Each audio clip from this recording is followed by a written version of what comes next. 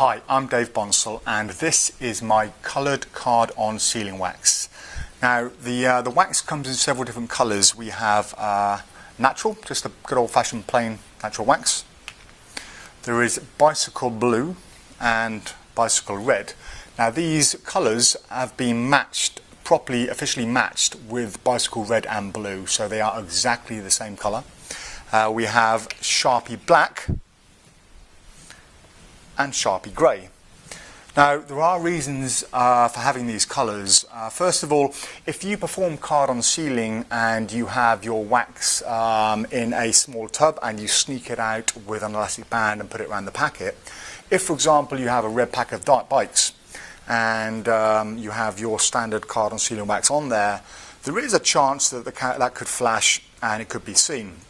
So why not, if you use red bikes, have some red wax, and when the red wax is on there, there's a lot smaller chance of it being seen if you're going to flash.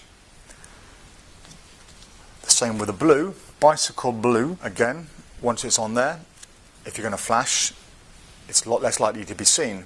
But the main reason I wanted to develop coloured card on sealing wax is not for the red and the blue, that's just an extra.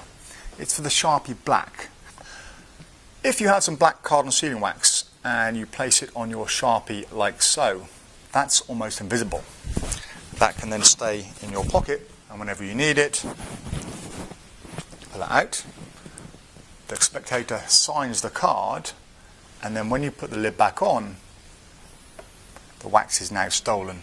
And that is the main reason behind it. So it's virtually invisible on the top, no one is ever going to see that, and it's very, very easy to get the wax onto the card.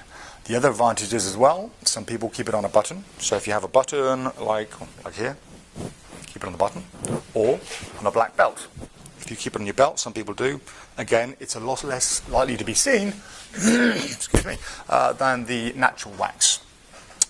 Some people also use it or keep it on the bottom of their Sharpie. So we have a Sharpie grey that fits onto the bottom of the Sharpie like that, and again is virtually invisible. Now people have been using different types of wax to do the card on sealing effect for many years. For example, you can use surf wax. It's very sticky and leaves a residue on your fingers. People have used the outer skin from Edam or Babybel cheese. Very, very sticky, but again it leaves a residue and it's red and it leaves a red colouring on whatever it touches.